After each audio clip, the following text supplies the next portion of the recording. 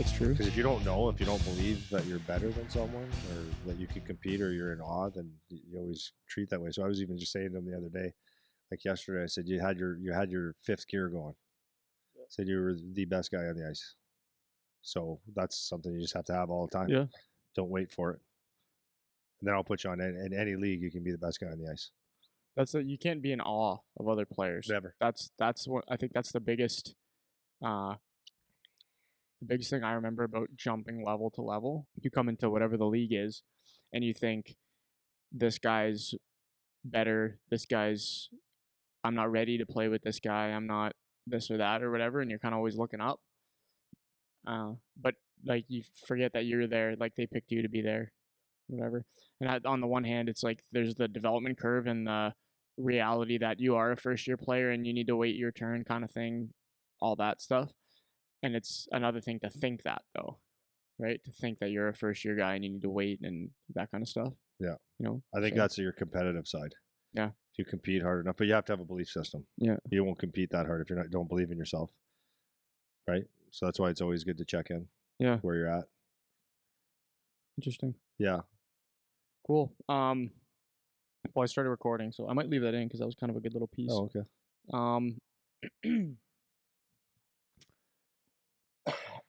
Do you want to? Well, we could just jump right in unless you have something else that you wanted to say. I'm good. Good. Oh. So this was our first week of our summer. Yeah. Of the full swing off season, and she was busy. Oh my God, she was busy. I love it. She was busy. I do too. I make it a concerted. Is that the word? Concerted effort. Absolutely. It's a concerted effort to really flash some social media of some of the stuff we're doing because the quality is just so good, man. Like the in terms of what we're giving the people, like in terms of the off ice, the on ice, the team that we have assembled to do the teaching, to run the camps and stuff. Mm-hmm. It's just, and I know it's obviously biased, like I work here and all that kind of crap, but it's just, I remember being a kid and like when I'm walking from the gym, I walk out there for a second to like see how things are going on the ice. And I'm like, look at this freaking lineup. We got a NHL skills coach, a current junior coach, a former NHL pick and professional hockey player leading the ice, 2 OHLers on the ice. And the kids just get to be around that all day, whether it's the U18s, the U16s, the U15s, the U14s, 13s. Yeah. It's like, what a freaking environment, man. And all people that actually care. Yeah. And it's like the other thing too, I was talking to Justin about this. It's that at this place, like at PowerTech, this is our actual job.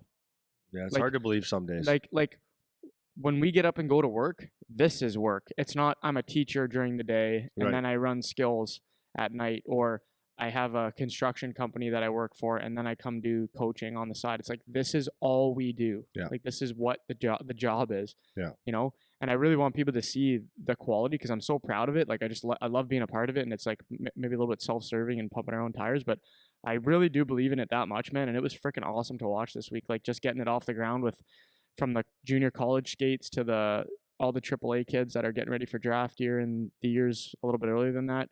It was just awesome. So I wanted to start with that and get your thoughts on the week. What anything you have top of mind? I love. Well, you know, I love this. I've been like, it's very funny because guys that start with me, they're always like Mitchie's new, and he's played in Europe, won a couple Memorial Cups and all that stuff. But he's new. He coaches Junior B, and he was really excited to come out, and he loved his week. But he goes, Andy, this might be the hardest thing I've ever done, and it's hard because.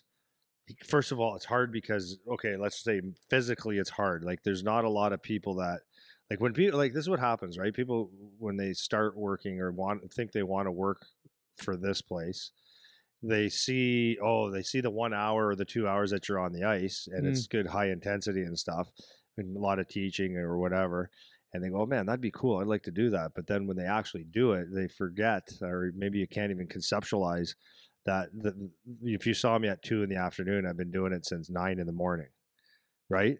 Yep. So what happens is the guys start to work, and especially day one, they're like, "Oh man, that was good. It was a hard day though, but that was awesome," and they're energized. But then it comes to day 3, day 4, day 5, day 12, day 64, and then it's a absolute physical beatdown.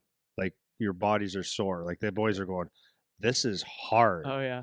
But I love the physical part. So like just for me, this has nothing to do with the camps.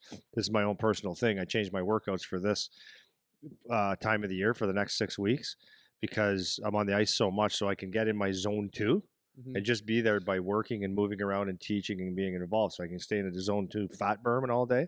So now I come in the mornings and I've got 4 days dedicated, maybe 5, to dedicating to lifting weights, but it's not quite as intense. It's just to make sure I'm lifting keeping it going. Right? Yep. So that adds another element to it, but I love it. So anyways, that's the physical side. The mental side is when you go out there, it's now it's like, okay, you can go out there for 8 hours and don't have a plan, but we're actually trying to teach all the time.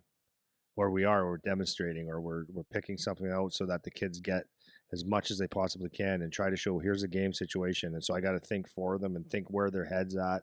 So the guys on the ice, like our training staff on the ice, like they're very, very good. So we break it up into certain things and they're dialed in. So it's like great. So mentally, physically, it's a grind, and emotionally a little bit, right? But anyways, I said all that because I'm so proud of my guys, like our guys that are working here, because every single guy has been dialed in for a long period of time with this basically the same purpose of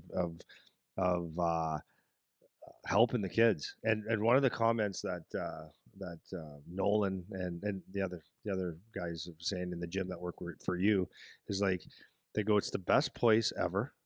And we're not just saying that. Yeah. We're saying that amongst ourselves, the best place ever, because the atmosphere that's created here is off the charts. Like you can't come in here and come out depressed. Yeah. You can't do it. Or you can't come in here and not be more energized or want to come back. But everybody's helping each other. It's like what I was saying about the boxing club. Everyone's here for the right reasons. And what Nolan was saying is that the kids don't, it doesn't seem like the kids take it for granted. They actually seem like they appreciate everything they're getting, which makes it even that much better. Yeah. Right. So for week 1, I'm so happy with how the kids have responded, but I'm part of that is because the staff is so good, because every guy here is actually putting their heart and soul into it, which makes the kids a lot more interested. And we could tell the kids the truth when they're not doing something properly or whatever. So week 1 was awesome.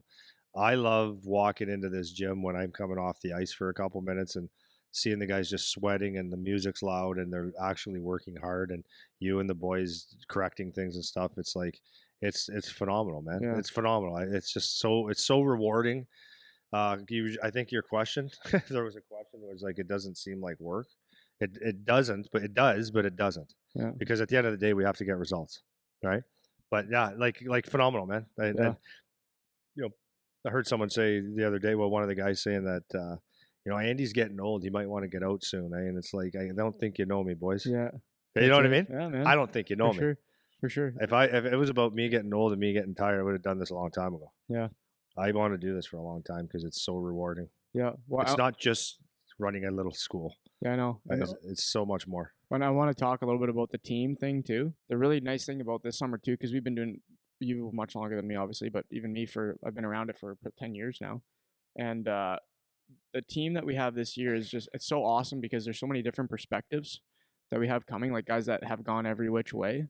So for example, for you, so you played in the OHL, and then you've been training NHL, college, junior, little guys, all kinds of players all over the place for 20-something years. Then we got Dale. So Dale Mitchell, people might remember his name from locally, at least, from when he played with the Windsor Spitfires, the Dream Team, like 2010, 11, 12, somewhere in there. 9, 10. Either when they were winning 2 cups. They won a couple of cups in a row. He played with that Windsor team, and then he got drafted to Toronto, played with the Marlies, and then went and played in Denmark. So like what a perspective that is. Now he's the head coach for the Flyers. Hunter Smith is another name guys might remember. He played with the Oshawa Generals when they won the Memorial Cup. Yeah. Then he got drafted second round to Calgary. Yeah. Played pro, and now he's back training with us as well, finishing up school. Another great perspective. And then in the gym we got 4 guys that played either major junior, junior B, AJHL, or out east, and one was BCHL. Yeah. All 4 now played Canadian College. Yeah. One guy played pro last year. Yeah. Another guy is going into his last year. Another guy's doing his master's in HK while he's finishing up playing. And it's just like every path that somebody could have taken, we basically got it covered in terms of the hockey journey, whether it's getting up to the NHL level or almost getting there or not really getting there, but using hockey as a vehicle or whatever. So we have every kind of perspective that you could ask for, except for maybe someone coming from the other side of the globe. We have pretty much every single perspective that you could want. Like actually working for us. Well, that's what makes it so great for the kids, because we get in our typical, what do you call it, water cooler talk in the morning, in between them, before sessions, after sessions, a little bit of joking around and stuff. But people always have something to say, right? So, like Mitchie can, Eric Wellwood was another one that was like worked so much here. Dalton Prout, right? Like we got every aspect of things, so the kids can learn. That's what I love. Yeah, and I think that's what you're alluding to. Is like, but even on the ice, right? It's the experience of teaching. Like this here, what you're doing doesn't work because at this level, this happens. Oh, okay. But the guys are so relatable to the kids, and they like them, right? So they want them to do well. So you've got the guys are so good when a kid comes up and asks, we got kids talking about NCAA versus Canadian Hockey League because they have that issue. We have kids that are playing first year that had a good year and some that didn't. And Mitchie was one that his first year in the OHL, he goes, I don't know what it's like. So opposite of what Charlie is, he goes, I don't know what it's like to not play on the first line because he was drafted the same year as John Tavares in the OHL. They were roommates. And he goes, I don't know what it's like. I was on the first line. He goes, I scored 40 goals first year, so I don't know how to relate to that. Your kid. He goes, but I played. Then Hunter Smith goes, well, yeah, I didn't get to make it my first year, and I grinded it out. And like all the stories, just like the kids learn so much if they're paying attention. But then also the other thing is you can look at the professional atmosphere and the attitude. And like what I love watching with my coaches, like Welly was like that, Mitchie, and Hunter like that right now. When we do the stuff, like if we do a small area game or we do some kind of battle drill, they're in it to win it because it's bred in them, right? And the more intense that something gets, the more intense the guys get, like the instructors, because like it's actually game time, and it's a real lesson to learn. Is like, wow, this guy's really serious about winning, right? And competing at the right time and stuff like that. There's just so many lessons here. And off ice stuff, like everything. Oh yeah, and that's to the point that we always talk about the environment. It's like this is the environment. It's so awesome, man. Like people that haven't been able to experience that kind of place. And everyone says like it's 2 days in, I'm getting messages from parents already about how much their kids are enjoying doing the camp. And of course, because you got all these guys that did exactly what your kid thinks he wants to do. Yeah. We've all done it to some degree, in some way, more or less, that is relatable and is going to be similar to a path they go down. So we get to look at these kids and we get to see us in them kind of thing. Like when they're at the beginning of the journey and we get to help facilitate that, which is such a cool thing. Well, the other awesome thing is we have a group of older kids that are really good with the younger kids. And I'm not talking about, hey buddy, how are you? And rubbing their head. It's actually, like, for example, Charlie had the boots out one day, right, with his number and his name on it, and his kid was looking at it, looking at it, just kind of like didn't want to touch, didn't want to see, but what's going through a kid's head? That's the coolest thing I've ever seen. Coolest thing ever. Everything matches. They got the logo on everything. They got the name and the number. So he went over there and explained to them, yeah, this is what happens, and they fit your feet and all this stuff, and it's like, that's really cool. You got to remember when you're a 10-year-old or a 14-year-old kid or you're a couple years away, or that's next year if you do it right, and you get the inside scoop, and and this person that you're actually looking up to is spending the time just to talk to you, right? Yep. And then they get jacked because wow. But anyways, my point is that we've got those 17, 18-year-olds and Smitty and them that are just in late 20s that are filtering the attitude down to the kids, and it's a contagious. It's contagious. No, and we talked about it in that the last episode that we did, or the next episode that's coming out. I forget which one. But we talked about that kind of feeder system of like kind of some of these really top soccer organizations in Europe have this like club system where they like feed one into the next, and that's kind of what we're effectively creating here is we have the guy that's been doing it the longest being you, like kind of setting the tone, and then it trickles down to the next layer of guys, to me and us when we started working with Charlie and those kids when they were 10, 11, 12. Now that they're in the OHL, they've got the attitude now. They have the same attitude. They got the humility. They're not dicks to kids. They talk to people. They interact. They don't act like they're too good for anything, because they know if they do that, then I'm going to be sitting at the table right there telling them to knock it off, or in whatever colorful language I use, right? And so now they get to push that onto the next group of kids. And now those kids that are going to end up being the junior, the OHL, the college players could have that same attitude as well, right? So it's the success breeds success, the energy breeds the energy, and that kind of stuff. And it's all day, it's every day, and it's just freaking awesome, man. It's been, the first week it was buzzing. It was really, really great to be a part of. And I want to get like a little bit more into some details about exactly what we were doing, unless you have. Well, there's just another thing that I we've talked about this probably 100 times, but it's so important. So you could go into, like, you watch in here, and you created that with the kids. Like, we always did logs, and we always do that like a natural thing.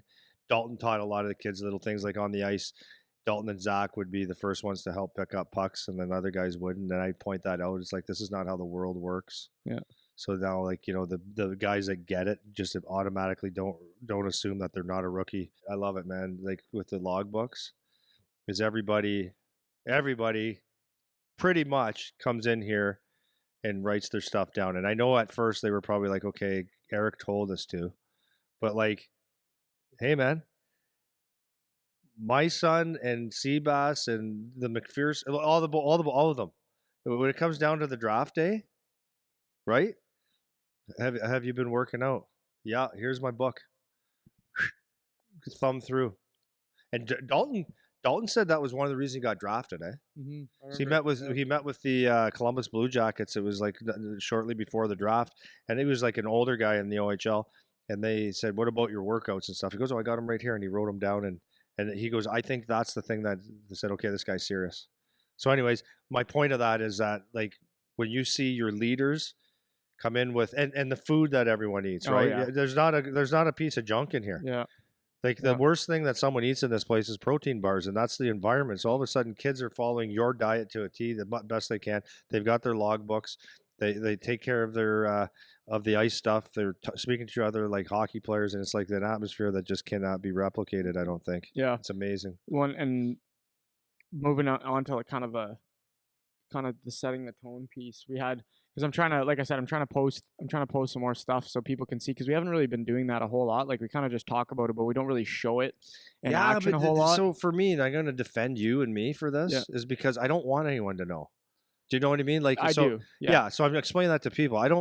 The reason I don't do social media too much is because I don't really care about getting a like. That's not what I'm doing this for. I don't want that, and I don't want, like, and in the context of me, if I'm doing, like, if someone sees a clip of one of our drills or me speaking on a drill or whatever, it's like, it's just this clip that means nothing, and it's like, you need to experience. But now, having said that, and this is what I understand, is that people don't know what they don't know if they don't see it. Yep. Especially in 2022. Mm-hmm.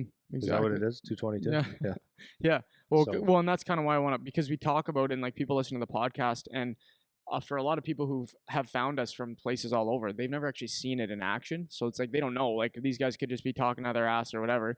So anyways, I've been posting some stuff, just like kind of some of the drills we're doing, some of the workout stuff. And I've had a couple nice clips of you just on the ice, like, talking and to the boys, like when you bring them in and stuff like that. And I had two. One that I really liked was you were talking to the kids, you brought them in, and you were talking about kind of the energy thing, right? How it was just kind of flat, nobody's really talking, all that kind of stuff. And you can see it in how we, as the instructors, behave. Like, we bring the heat. And I wanted you to talk a little bit about that side of things, on ice, off ice, why it's important, like why that's something that is such a critical piece to how we run things, and what it can do for kids when they actually start to have a voice, have some energy, have some life, get a little bounce to them, and all that kind of thing. Yeah, so it's really interesting. Like, there's every now and then when you're coaching or you have a player, because someone doesn't speak loudly or carry themselves like in a really fast, enthusiastic manner doesn't mean that they don't have it, but they need to be aware of that, right? But every now and then you get a group of kids, like they might have like we have one, and that's why I said it for that group. I was like frustrated now because it's been not just a couple times. It's like most of the time it's a very quiet session, but even in here they're quiet, right? That's not doesn't make them bad people or bad hockey players, but when you are playing this game or when you're in front of a coach, and that's what I always say to them when I'll say, "Got it, guys," and it's quiet. So that to them that means yeah. But to me it means I didn't know if you heard me. Right. I'm the coach. I need a response, right? So anyways, if you're quiet, these guys have they come on the ice all the time, and it's like there's a dead sound. Yeah. And unless there's a hit, but even when you're moving pucks and stuff, there's still a dead sound. Right? It's a lack of energy sound, and it's like you can't even play hockey as well. You can't. Mitchie the first day told him, he goes, "What, Charlie? What's missing with these guys in front of them?" Eh? He goes, "No one talks." So I know there's some coaches out there who say that you don't speak because you'll tell the other team where you are. Well, that's stupid. So on the ice, it was quiet. This group was quiet at all times. So we're talking about they don't talk at all. They don't call for pucks. So what happens is it's like dead ice. It'll drive you nuts. You think it's you, right? So I teach that all the time, but it's not just about being on the ice. Like anyway, let's talk about on the ice. If you're not talking, it's quiet and you're just hearing pucks and it's like there's no energy. So I called them in just to say, like, here's the deal, guys. You got, like, I don't know if you're responding or not. So like, yes, no, or I don't know, coach. And it's okay to say either one of those things, because if everyone gets it, then I assume we can go and get going here. If you don't, then I need to explain it again. And if you're not sure, then we'll deal with that. But we're calling for pucks and all that stuff. It adds energy. And I said, well, just watch what happens. It instantaneously, the energy level and passes get better. Everything just gets better. Now, don't act like an ass, Right. right? But like appropriately call for pucks and chirp and a little bit within practices and stuff. But anyways, my point is energy. Energy is so important because what I was saying to them is that as a hockey player, but in anything, but our world is hockey. You can't like if you walk into this room right now and it's really, really cold, you can sit here and sit and shiver and grab me a sweater, right? Grab me a sweater and like you deal with it or sweat too much or whatever. But there's a thermometer on the wall, right? The thermometer doesn't know any better. Like, you have to tell the thermometer what to do. So you have to go there and say, well, it's too cold, so I'm going to make it hotter, or it's too hot, I'm going to make it colder, right? But when you're playing hockey, you can't be the thermometer or the thermostat, whatever it's called, right? It's all it's doing is telling you what the temperature is. You have to control the temperature. So don't wait for someone else to motivate you. Don't wait for someone to be the energy when you're on the ice. You have to come every day with that energy, and it's not. I'm not talking about the cheerleading. I'm not talking about that, but even your physical, the way you walk around, the way you skate around, the way you react, the way you look at a coach in the eye. There is an energy that needs to take place, and if you don't have that energy, don't wait for Seabass to give it to you to say, "Oh, we need to tap for pucks." That should be in your DNA, right? So that you're here to work, you're here to be attentive and learn and whatever it is. That's me. So when you bring that energy, everybody, it's a contagious. It's just absolutely contagious. But so is when you fall asleep on the ice or you fall asleep in the gym. When you're low energy guy, it affects everybody. So like, just to create a better environment for you and for your teammates and everything is be energetic. And like I said, I'm not talking about being a cheerleader, but I'm just like, hey, how you doing? A good handshake, move a little faster, hold the head up high, like have good body language, have all those things that are contagious. But it's just a real simple thing, right? If you sit like this with your shoulders down, you will start getting tired. If you sit up with your head up and you have some posture, then you feel like you have a little bit more man to you. Yeah. Right. And it's the same with on the ice, right? You start act as if it's important and speak and bang sticks and call for pucks and stuff, then all of a sudden your physiology takes over. Yeah. So that's all I was saying about that is like you and the only one that can control that is you. And I'll give you another example this morning because I've been on the ice so much. And I slept okay last night, but I had good sleep this week, by the way, all week. But Nice. important. But this morning I woke up and I'm like, okay, I want to go I got to get to the gym. I got to get my workout in. So I got here and my body's tired. I've been skating. My feet are sore, everything, right? So I got on the bike to warm up and I was about 15, 20 minutes in. And I said, maybe I'll just bike today because that's the brain now, right? And then I said, well, you can do that and not work out, or you could just do it. Because I know what happens once you start moving, you move. So I had an incredible workout today. So it's the same thing. Some days you might not feel like I need to call for pucks or I need to have the energy, but you have to just do it, get going, and then you create your own energy. That's what I'm saying. Yep. Right? That's what I'm saying is you have the ability to choose that. So like this morning with the workout, it wasn't whether I felt like doing it or I could talk myself out. It's like you have a choice, make the choice. That's what it was. You have a choice, make the choice. And I made the right choice. So you have an ability to do that every day when you're playing hockey, being in the dressing room, working out. Yeah, exactly. Right? And it doesn't mean the raw stuff either. Some guys have that, some guys don't. Some guys can be a little bit raw. Some guys aren't so raw. That doesn't mean that you can't bring the heat with however you feel most comfortable bringing the energy. You can still bring it, and that could just be standing up, looking somebody in the eye, having a little bit of an intensity to you, giving a guy a little bit of a shot, giving a guy a bit of a chirp, whatever it is. It doesn't mean you have to be yelling. It doesn't mean that you have to be the loudest person in the room. That's not what that bring the energy means. It just means have some life to you, however that works with your personality. Because we got a guy that I'm thinking of is Griff that we talk about a lot.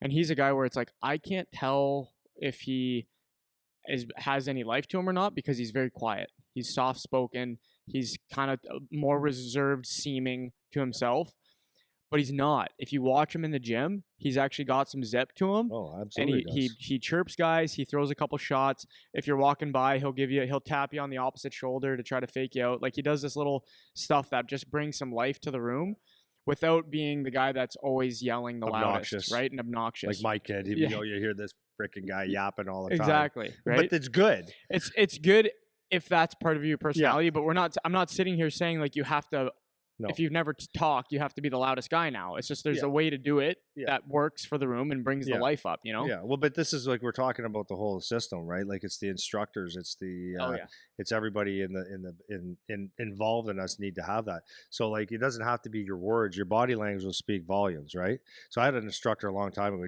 He couldn't understand why I didn't want him to work for me anymore. Well, he'd be on the ice and he looked bored. And he said he wasn't. I said, but you look it.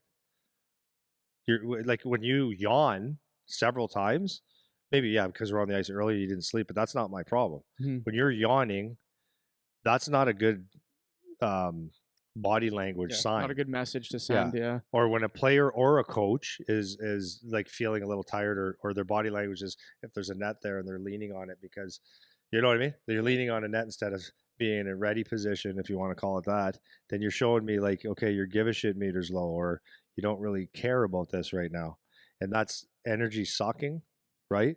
Or an instructor or one of our guys working here, every time someone walks in, they're just sitting there and they don't have a proper hello. Yeah.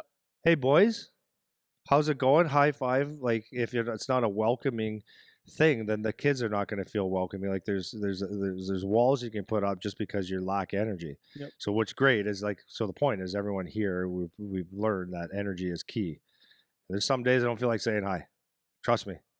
I'm not in the greatest mood, but I know that kid needs someone to say hi. And you know that they need someone to give them a high five or a knuckle, not because they're hurting for it, but that's what we do here, man. Yeah. We're here. And I think let's go. That's the first ingredient of the atmosphere that you want to try to create when you're in that training environment, whether it's gym, ice, whatever. Yeah. I think it's so important. So I wanted to go on to talk a little bit about a little bit more of the on ice type of stuff. It kind of transfers to off ice as well, but we'll stick with the on ice because you've been on the ice all week, and just to get some more thoughts on it. I kind of want you to try to, if you can, put into words like your philosophy on the ice when you're talking about training in the off season. So that could be in how you approach the players, how you progress the sessions, how you theme sessions, what kids should kind of be focused on, or what your plan is for this. This is like the 6-week busy chunk. what kind of thing you're going through as the coach, and like kind of the philosophy that you're trying to on the ice that you're trying to set over the next 6 weeks, and just like in whichever way you want to go in from the coaching perspective on that kind of stuff. Well, just from a program perspective, the first week, we're in July now, like everything ramps up a little bit, but we're not playing, and I'm not worried about their that they're totally in game shape yet, so I'm not bagging them or anything like that. What I'm doing is a lot of repetitions. Like this week, I spent most of our time on still refining skills, and I'll be doing that for the next another week or two, right? So what I mean by that is we are not in just slow motion phase. We're picking up the pace a little bit now for the next 2-3 weeks, but it's still going to be a more skill based thing. So, but I still want to make sure that we're doing relevance to hockey, right? Like not I don't mean that. I still want to have some game situational stuff. So most of the drills are. So last week was I wanted to get a pace of good touches of passing in different situations, and I'm still doing a lot of shooting, but there was a little bit more movement and a little bit with purpose though. So what I did is I put a lot of things that well, interesting shooting. So what is shooting? So that's what I've changed a lot with these kids, is because I realize you could shoot a puck perfectly all the time, like in practice, which is almost doesn't make sense.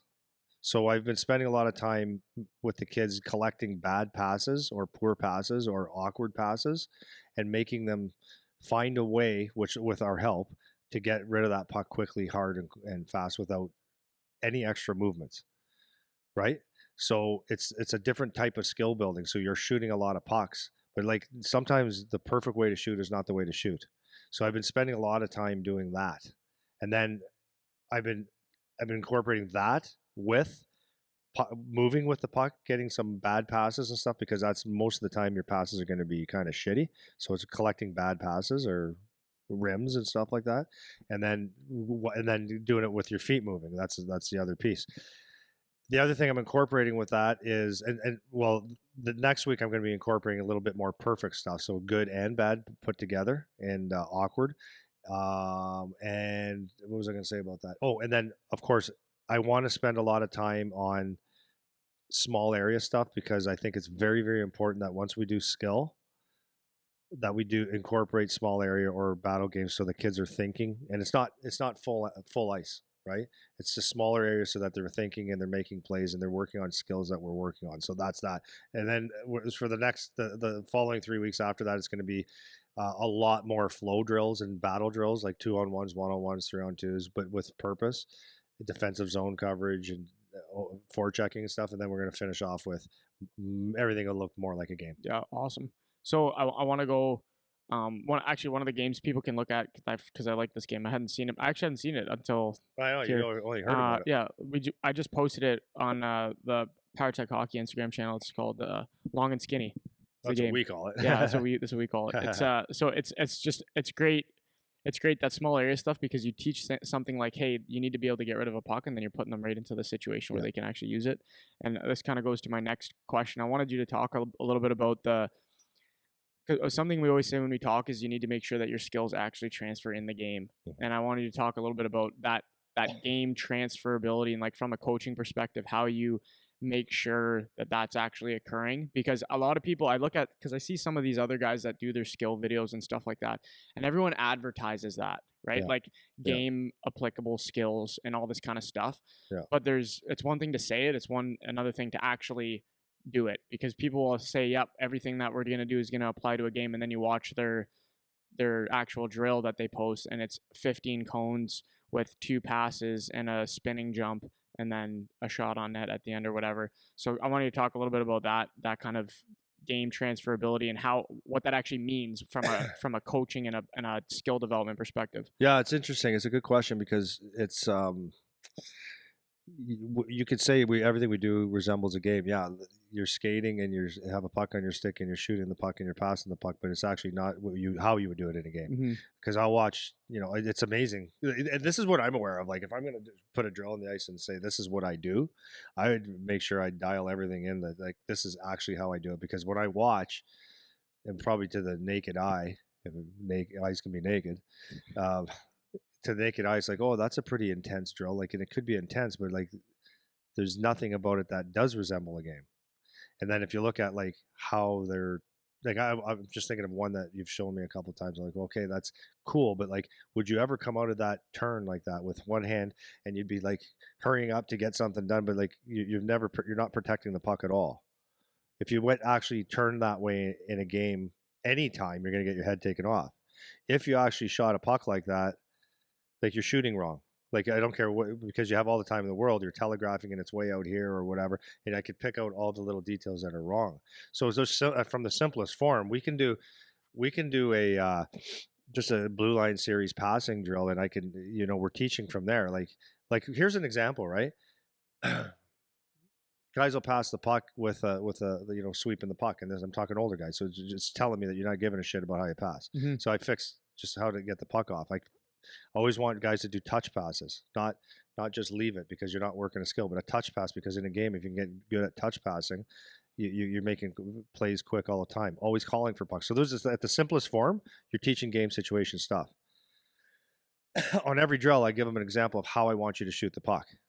Because if you look at most people when they shoot a puck out of drill in any normal circumstance, is especially in a practice situation, is there's not an intent. So a lot of guys will just come in and it's the old inside foot telegraphing the shot and hoping it where you're shooting to score, but you're not really shooting to score. So I dial in on that every single time, that your feet are moving. Like, I might give them an actual particular shot and I want it done in this pattern and this is why, and always the why with it. So from the start to the finish of every drill, I always ask the kids to make sure that they pick out one thing that they want to work on for the whole practice, like really focus on that. But then on every drill, make sure that, you're getting a quick start, that you're getting a hard pass, all that stuff. Mm-hmm. But like if you're shooting a puck, I want you to have an intention today and shoot the puck properly. That means you're moving their feet and all that kind of stuff.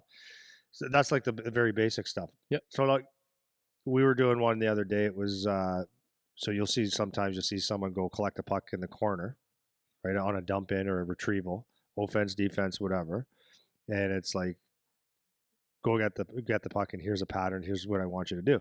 Well, that's fine. But like, are you actually teaching how to retrieve a puck?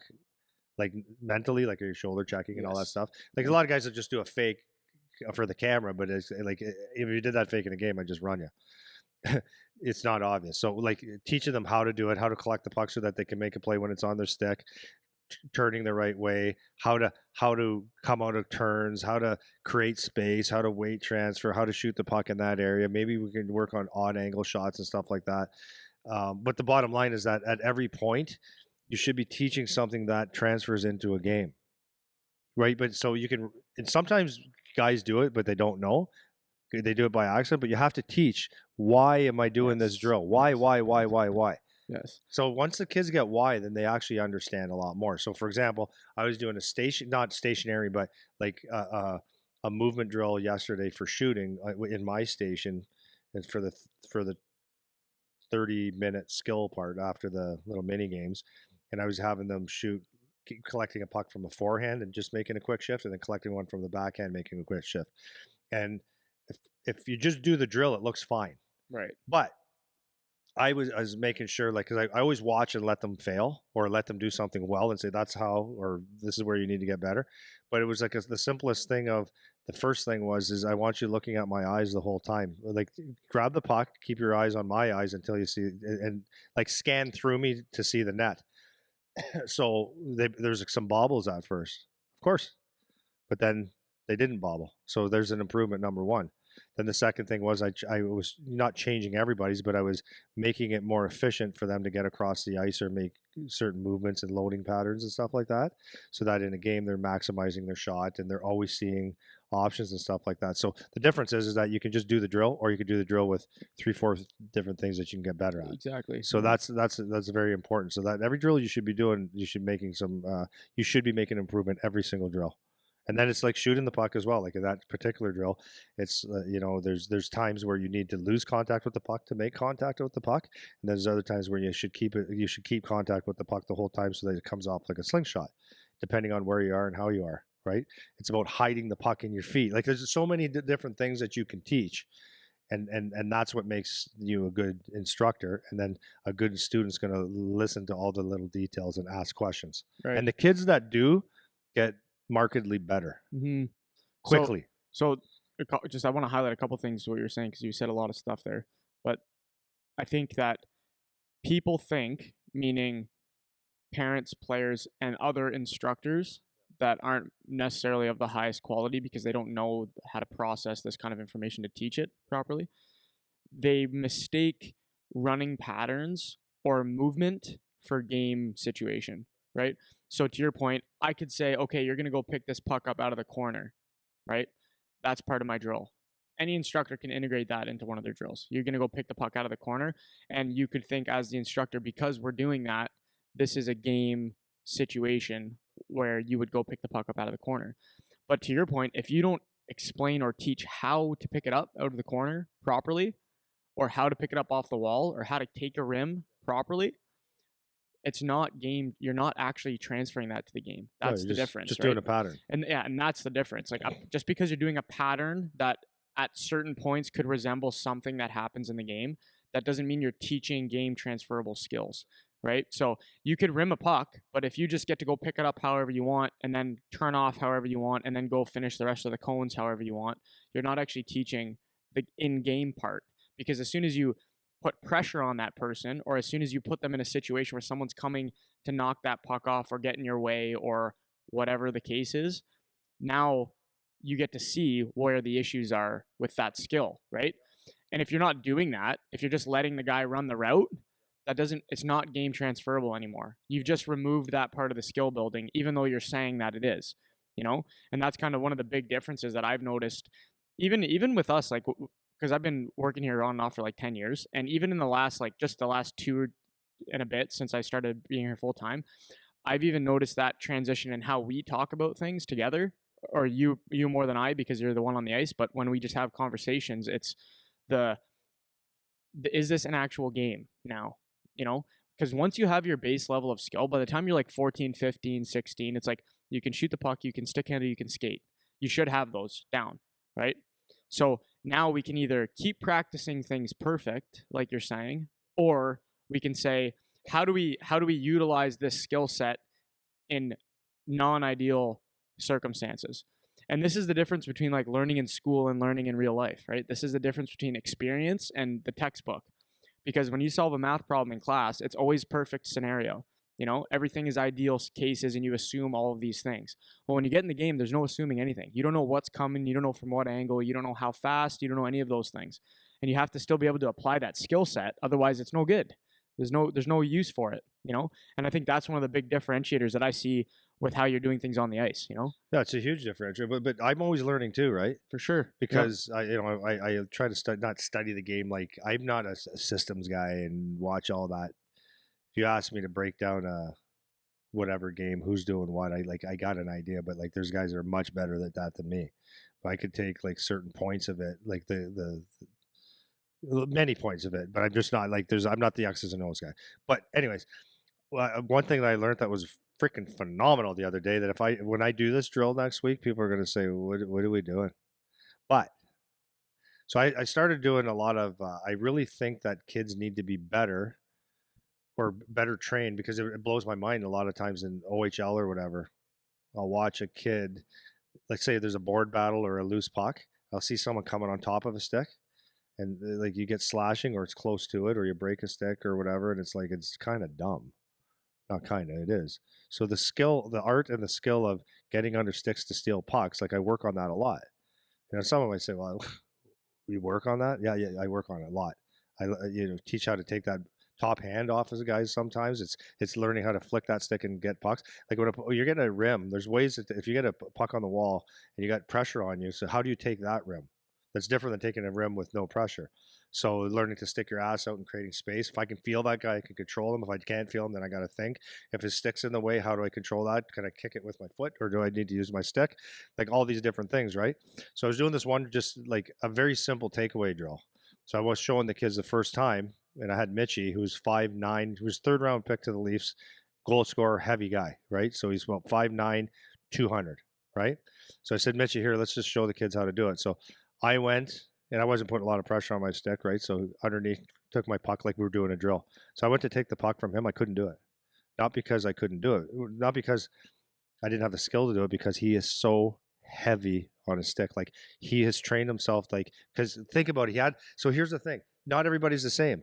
So Aaron Ekblad can go in corners and use his reach. Dale Mitchell is 5'9" and he's stocky. So what does he have to do? He can't do the same thing as everyone else. So when this guy has taught himself, and he said he learned it in pro mostly, but he's taught himself that when he's controlling pucks in corners and stuff, that he has to put, if he's 200 pounds, he's got to put 400 pounds on the thing so no one could take it. So now he can control the puck with his body and be heavy on that stick, and they can't lift.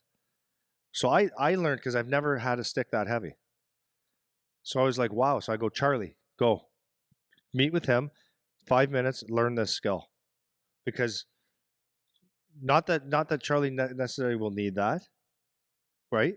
But he's a big boy. He plays. He definitely No. But I'm not saying that he necessarily has to learn how to put 400 pounds on a stick. Oh, right. Yeah. Because his body's bigger. Yeah. But it definitely might be a skill that might benefit him totally. Because now, instead of being, skill is not necessarily getting in that corner and taking that puck and going chicky, chicky, chicky, boom, coming out with the puck. That's right. Skill could be, okay, here we go. Getting your ass out, being heavy on that stick, and just being able to control with a heck of a lot less work. And then once you get where you want it, you put the puck where you need, or you can dart out. That's right. So it's not about, you see what I mean? That's a good point, man, because skill, that's the other thing about skill, right? Skill, people think stick handling, toe drag, bar down. Part of it. That's part of skill. That's one element of skill. But that guy that you can't get under his stick because he's so strong. The time, and this is funny too, that when I started playing center in university. My second year in the playoffs, I remember I was playing a fourth line or a third line center through the playoffs, and I had, my only job was to forecheck like a, you know what, and don't lose face-offs, man. Mm-hmm. And this was the first time I ever learned that about being hard on your stick, because people say it, right? People say you got to be hard on your stick, be heavy, all that kind of stuff. But until you experience doing it. So I forget who it was that was teaching me, because I wasn't a natural centerman, and whoever it was that was teaching me taking face-offs, it was that they were explaining, like, dude, you're actually a pretty big kid. If you get low and you lean on your stick, you will not lose a face-off unless somebody outsmarts you to pick it off you, right? Yeah. No one's gonna get on top, like, in terms of a muscle-to-muscle battle, they won't win. And I remember I would do that. It'd be a D-zone draw, and I'd be like, if this guy's gonna play a little poke trick to get the puck around me, then a D's coming, because they know I'm playing heavy on the face-off. I'm going to lean on it. And that was the first time I'd ever learned that skill. And I was good at face-offs out of nowhere. I was not a natural centerman, and it was like, just because I'm heavy on my stick, I'm good at face-offs. Now that's a skill. That's not huge skill. It's not toe drag 360 deke on the goalie skill, but it's a skill. And that's a really good point. But this is the thing, like, we watched the draft, right? The other night we watched the draft. You see who gets drafted, and it's like people just assume, like, well, Shane Wright was supposed to be first overall. He didn't, but let's just say he's he's fourth overall. People either say, well, he didn't have the year, that he's not as good as they said he was, or, well, why didn't he go first overall? Because he's got the best skill. But it's like, there's so many other things. So that's what I'm saying about to kids, is like, get something. You could have a guy out there that isn't flashy, but guys, if you just look every time he's in the corner, who has the puck, who comes out with the puck. I play with a guy named Ross Wilson. He went first round to Peterborough, second, third round to LA, and he was that guy. And I was talking to Jeff Toohey, he was a scout for Florida. We were talking about Ross a little bit, and Ross had this 6'1" body. He had an ass the size of a dump truck, and not pretty. Couldn't skate well, not pretty. But this guy would get into corners, get his ass out, and protect pucks.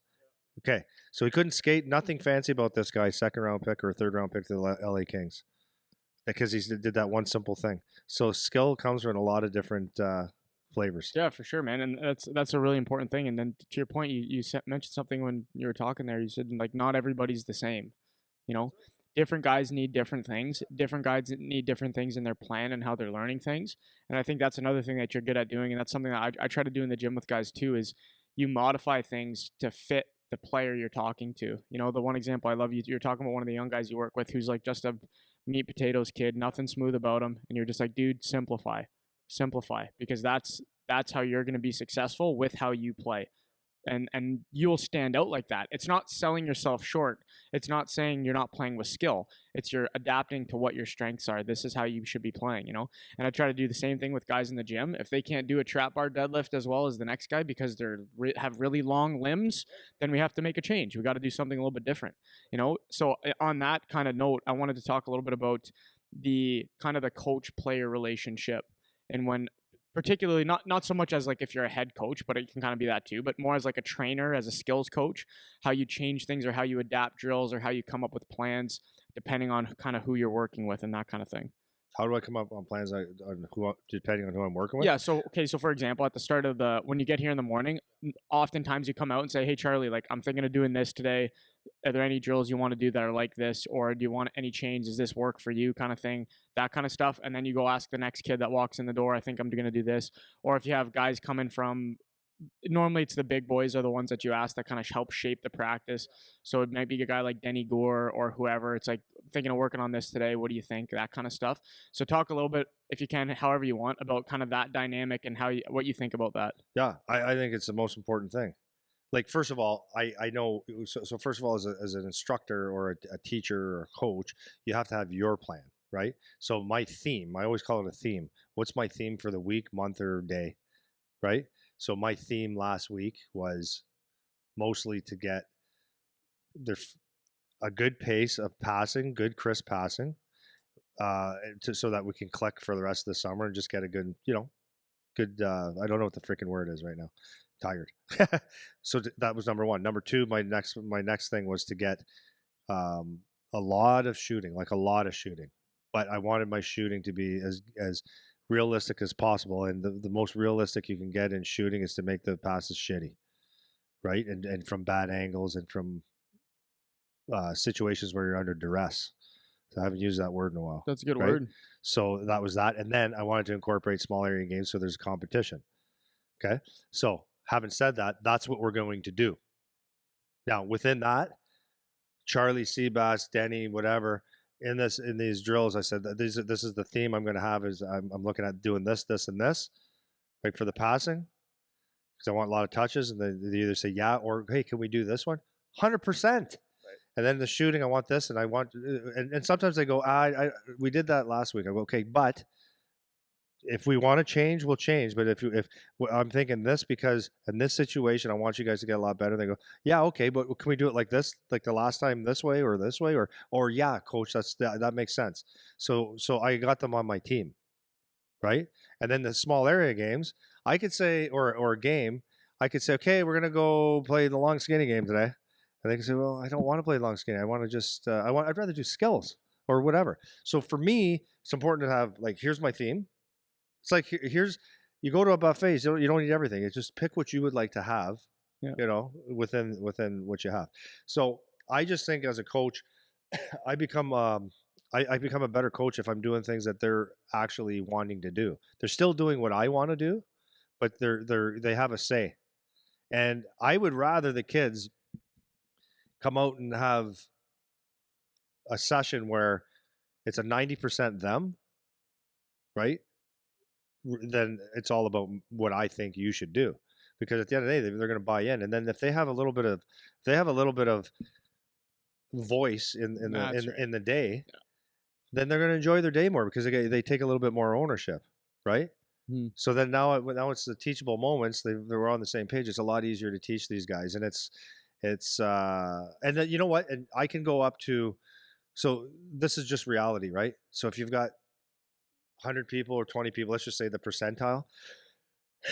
Out of the percentile, you've got leaders that are going to make 2 to 5% of the people. You're going to have the people that follow in the middle, and you're going to have the people that are just there. Or you get people that go with the flow, and then you got people that follow no matter what. Yep. So if I go and ask those questions to the middle people, they're going to say, "What?" That's the answer. Yeah. Oh, whatever, coach. Whatever, yeah. They don't have a clue. That's right. Not that they don't have a clue. They just they don't have a voice. They're just not that type of guy. If I go to it'll be the same answer with the lower level. So you go to your leaders because they all follow the leaders. All these kids follow them, and whatever they do, and they're better players typically. Mm-hmm.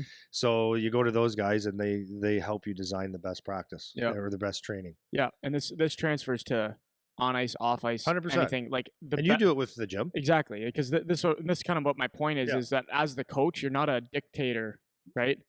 It's a bit of a democracy. Like you're still the one that's making the executive decision, but you're taking everyone's opinion into account because the plan that people will follow is the plan that they like to do. That's right. Right. So even in the gym, like I have the workout stuff, but I always ask them like, how are we feeling today? Are we good for this warm up? I know you guys skated 4 times. Or I ask you I'm like, are you guys skating a lot today? Like what? That's right. Because it needs to be something that works, right? It needs to be something that works in real life, not just works in theory on the paper that I wrote it.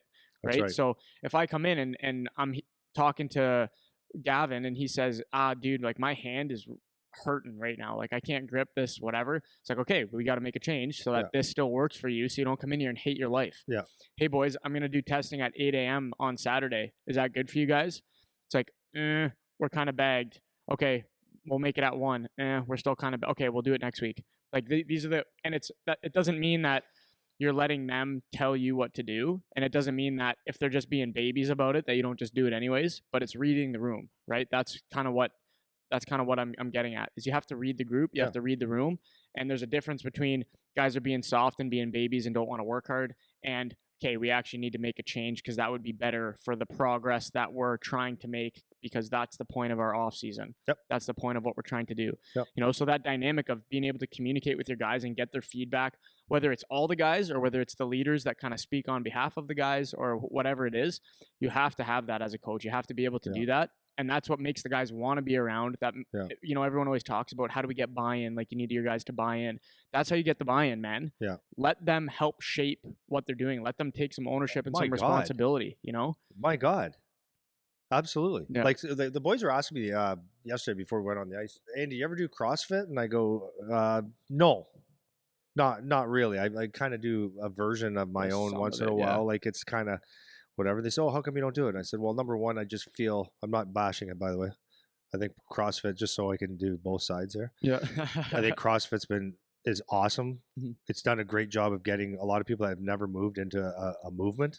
It's in getting fit. So that's really good. But for my own personal my own personal thing is I feel like Olympic lifts are not designed to do reps of 80 or 60. Yeah. There's a reason. Because it's supposed to be a power move and stuff. So that's one. The other thing is that I don't like someone telling me what to do. Mm-hmm. Like I've got a brain, and if I go into gym and the unknown is today you're doing 500 burpees, this, that, the other thing, I'm like, I don't want to. Oh, you mean like you walk in the gym and the workout of the day is on the board? Yeah, the unknown. It's oh, this is what you're doing today, and well, maybe my body doesn't feel it, but if that's the program, it's like, well. I don't want to. It's like then not quit, but it's like it's not going to be effective. So I use that example as the same thing as hockey. Is like some days you just don't feel like being told what to do all the time. Mm. So having a voice, if you have a chance to voice your opinion or voice a thought and it's respected, it's like, okay, this is cool, right? Or if you went to the CrossFit gym and you said, hey, can I just change this a little bit to make it less burpees and more maybe a whatever? Yeah. You can do it this way. It's like, oh, okay, this is cool now, right? Yep. And then the other piece to all that stuff is that what I think is very, very important is that relationship that you have with your kids. And it needs to be with every one of them. And there's like, I don't mean that you have to go and take everybody out for a lunch and know everybody inside out, but there has to be a connection with every single kid. And I do it with, I'm telling you, every single kid. Sure. And there's kids like, I don't know, like there's a couple new kids that I've never seen before. And it's like, I could very easily, cause I know that this one's going nowhere. So I could very easily just take the money and go yeah. But hey, where'd you play last year? What'd you do? Yeah. Where are you going this year?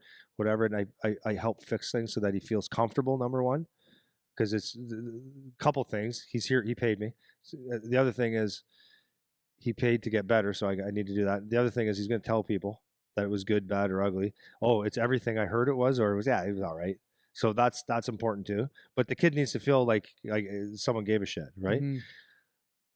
Now the leaders are kind of a whole different, not necessarily just the leaders, but everybody needs to know. But there's one leader, one of the leaders on the ice the other day. I went up to him and I said, "Hey, I was able to watch you play quite a bit this year, right? Because it's played against Charlie." And he goes, "Yeah, yeah." And I said, I really enjoyed it. Like I really enjoyed watching you play. He goes, "Really?" He's good. But he was like, I saw like an insecurity in him. He's not sure if he's that good. Unreal, eh? Yeah. So I said, "Yeah, I really enjoyed the way you played." I said, for a guy that I assumed, because I didn't see you play as much, I thought you were going to be more just on the skill side. But I said, "You're tenacious, man." He goes, "You think so?" I go, "I know so." And I said, "Without being overly physical, you're tenacious. You're on those loose pucks, blah, blah, blah, blah, blah, blah, blah." And it's like he had a huge smile on his face, a 19-year-old guy. That's cool. Huge smile on his face. He's like, "Really, you're doing great." And I said, here's what I think you're capable of next year." I think like I gave him a goal number and he goes, "You think so?" I go, "I know so." And that's like, I could have, I'm not me, as a coach, you could not say that. And you could go around with your scowl face and say, we're doing this today because I'm the smart one and you're the dummy. Then you got a long way to go, son, before you ever meet up to my standards. Yeah. Right. Or you could go put yourself on his standard and know that everybody has a little bit of insecurity for the most part. And everybody is okay with a pat on the back or a little bit of encouragement or something, a little bit of gas in the tank. And I know for a fact, even though that's not why I was doing it, I know for a fact that is going to go a long way with this guy. Yeah, for sure. Yeah, definitely. And a trust. That's what I was just going to say. Right? Is like now you've just shown as the coach that you actually have taken an interest. And this is why, like, for me, and you don't do it for this reason. Like, you do it because you actually care. It's not because you're looking for the payoff later. It's because as the coach, you actually care. Like, how many of those 07 games I went to watch this year? Because I actually cared to go watch. It's not so that their mom sees me in the stands and thinks, "Hey, we should stay at PowerTech because Eric here." It's like I actually want to watch and see if you guys want to get excited good. For the kid. Yeah, right. So that when they come in on Monday, I can say, "Hey, like, watch the game on Saturday. Like, what'd you think? How'd you feel? Yeah. Like, I saw this, I saw that, like this kind of stuff." And you could also see, like, you know what? I'm making up a name here. Johnny Boy. I dug deep for that one. Hey, Johnny Boy, in the gym, you move so well. But I gotta be honest with you, I was a little surprised that your foot speed isn't where I thought it would be. So you know what? We can work on that and make you a better hockey player. Yep. Constructive criticism, as they say in the real world. As they say. I know. Cool, man. Well, I wanted to just kind of go over the first week, and maybe we can talk more about this as we really get into the grind over the next few weeks. But I just want to give some people a little bit of perspective kind of on what we're doing with our camps, but I just think it's a lot of good teaching things can come out of it because, like I said at the start, like it's freaking awesome, man. It's great to be a part of it. It's a lot of fun. So I wanted to wrap on that. You got anything else you want to talk about to close off a bit about that or no? Wow, I'll finish off with this. Okay. Something ridiculous. I'm excited about, like, this is what I wake up every day just like you do. You come to work, you're fired up. Yeah, Candyland. It's like when you have a good thing, it's the best thing, right? And that's why one of the reasons why it's so awesome is because it's like energy, man. It's great. So it's the greatest place in the world, the greatest thing in the world, and that's all I got to say about that. Like, there's no secret to this, man. Yeah, it's the best. It's awesome, man. So I think for some of the people that are reaching out, asking questions and stuff, obviously it's if you're not local to come here, but if you have the means, if there's any way that you are interested in all coming out to some of the camps, we'd love. A couple of the kids actually that have from quite a ways away have like reached out. Their parents have reached out talking about coming into camps. So let's be honest, because I've done, like, obviously I think if you've heard any of the podcasts that I've been around the world doing this stuff, right? So if you're very serious about it, like, we have to have a conversation, and it's not impossible at all. But you got to be honest about it, and we could put a plan together, because I'm obviously 100% willing to go to wherever, anywhere, to do hockey, but it's got to make sense. Well, yeah, that. But I was even talking about kids coming to here to make the trek here, right? Either way, but my whole point too, just bringing that up, was just if you have an interest in exploring it, like we obviously and you fit obviously with what the skill level and the levels of the camps and all that kind of stuff at any age, just you guys can reach out and ask anytime, and if it's something that's within your means, whatever, we want to get as many kids as possible into the environment. Like, it's such an awesome thing, man. It's something I would have died to have when I was coming up. So if whether, we come to you or you come here or whatever the situation is, if you're at all interested in that, because some people have been asking, then feel free to reach out and we can try to make something work for you. So hopefully that's somewhat helpful and interesting. So I'm going to leave it on that. Yeah. Good? Yep. Okay, see you guys.